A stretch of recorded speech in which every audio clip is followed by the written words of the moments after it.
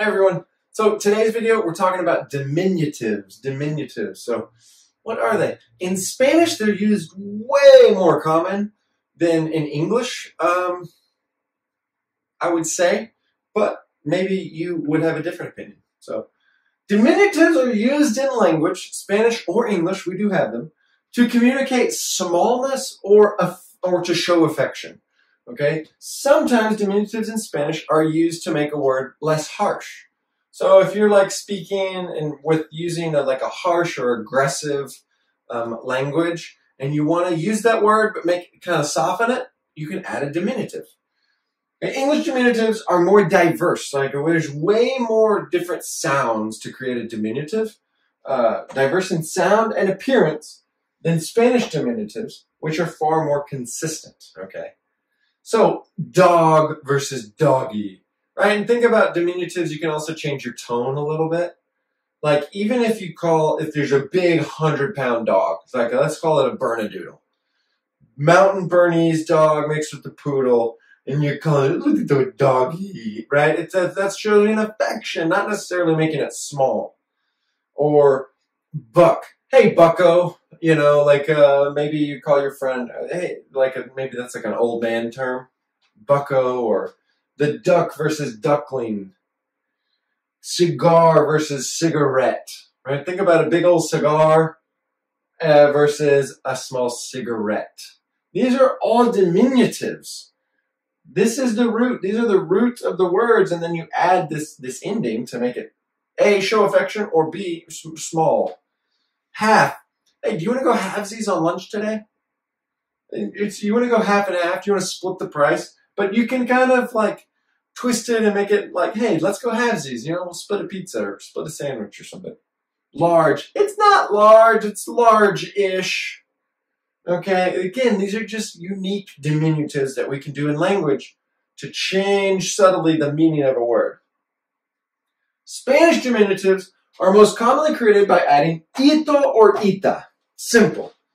Okay, diminutives used in spoken Spanish. Diminutives are used in spoken Spanish far more than in written Spanish. So you would speak a diminutive 9 times out of 10, you're not going to write the diminutive. Okay? So, what does it mean to add ito or ita? Casa, escuela. Those are feminine, so we're going to add the ita. Instead of casa, it's going to be casita. Oh, it's a cute little house. Even if you're talking about like a giant mansion, you want to show, oh, es mi casita. It's a giant, 10,000 square foot house. Es mi casita. It's my little house. It doesn't have to be literal small. It's smallness or affection or kind of a playfulness. Escuela, escuelita, that's a little school. Es una escuelita pequeña. Burro, burrito. Mira ese burrito. Abuelo, abuelito. So just like, say, grandma or nani, mima, I don't know, all the different nicknames people have for grandparents. In Spanish, a lot of times it's just abuelito. And it's an issue of affection, not just a small man. It might be a mountain of a man. Es mi abuelito. Hermana, hermanita. Mesa or mesita. So like a mesa is a table. You just have a mesita. It might be like a small side table. Or it might be like a cute table. I don't know. Árbol, arbolito. Okay? So, that's it. You add the ito or ita. Sometimes we have nouns not ending in or a. Often, they don't receive ito, ita. They receive cito and cita. And that C just helps the word continue. Okay? It's all about creating the proper phonetics, just a smooth, rolling sound. Café, you don't want to say cafito because it's café. So, you got to keep that café to keep the sound, the root, like making sense. Cafecito. Yo tomo un cafecito antes de dormir cada noche. I drink a little coffee every night before bed. And by little, it's not a little coffee. I drink a gallon of coffee before bed. But I love it so much. I'm really affectionate with my coffee. Yo tomo un cafecito cada noche. I drink a coffee every night. My love, mi amor. You say it to your wife, your husband, your whoever you love. Mi amorcito. Or melon. It's a melon, right? Like a watermelon, but it's a little cute. It's a cute melon. It's a good one. Or meloncito. Okay. Sometimes subtle spelling changes occur to maintain the natural phonetics, the natural sound of the root word. So here we add in ito, ita, ito, ito. But we're changing the GU. We're adding this U to keep the G. Instead of saying amiguito with a G-I-T-O, we say amiguito. La chiquita. El lago, the lake, it's a little lake. It's un laguito. G-U-I keeps the G sound instead of G-I, which would be he. So, laguito. Give me a piece. You ever ask or borrow, or not borrow, but have a bite of food from somebody? Just give me a little piece, a little nibble. Dame un pedacito, por favor. Give me a little piece, please.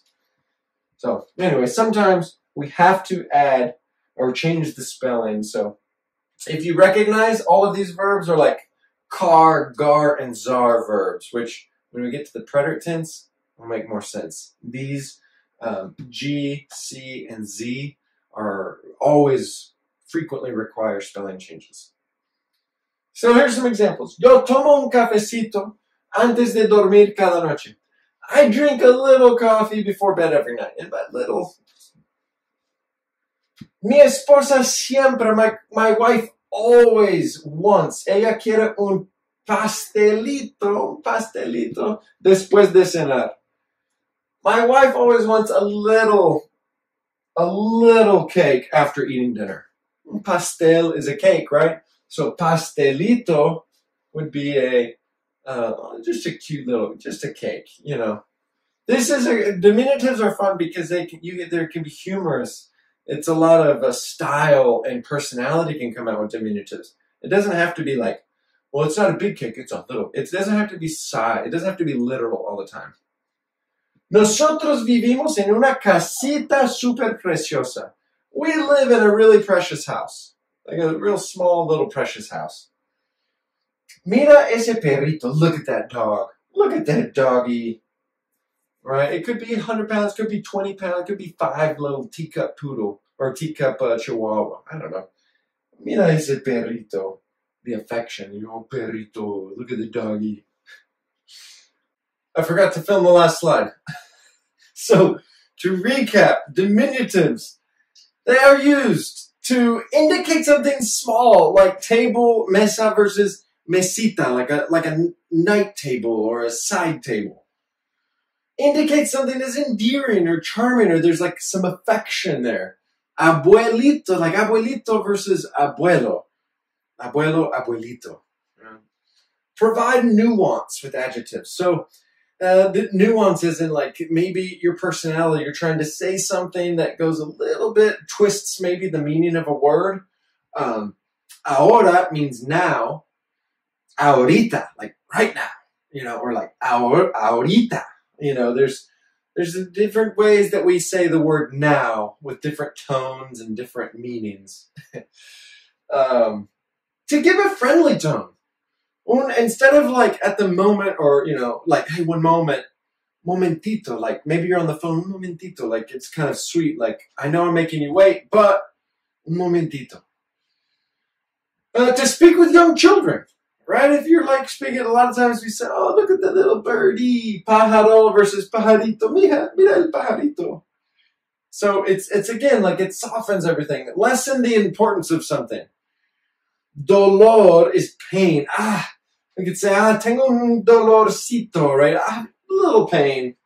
Or mentirita. Like I'd say it's a lie. Like mentira is a lie, but mentirita might be, it's just a little lie. It's a fib. It's not a real lie. So, and then lastly, other diminutives do exist in Spanish. Juguete versus juego is a game, right? But like a toy might not be a game, but it might be like a little aspect of a game or general toy. Juguete. Pan, bread. Un pancillo might be a roll. So sometimes diminutives are used to just create new words entirely, or bolsillo. Like a bolsa is a bag, but a bolsillo is your pocket. It's like a tiny bag in your pants. But pancillo is just a roll. It's a little loaf. Momento, momentico. Tico. You look at the ico instead of ito. Costa Ricans are called ticos. That's their nickname, ticos, because they use ico way more than anything else. That is, some people do it. It's not. It's. I guess you could say y'all or ain't. You know, people say y'all and people say ain't, and then other people say those aren't real words. They are real words. It's just regional. This is more of a regional diminutive. So, anyway, thank you guys for watching. We'll see you next time.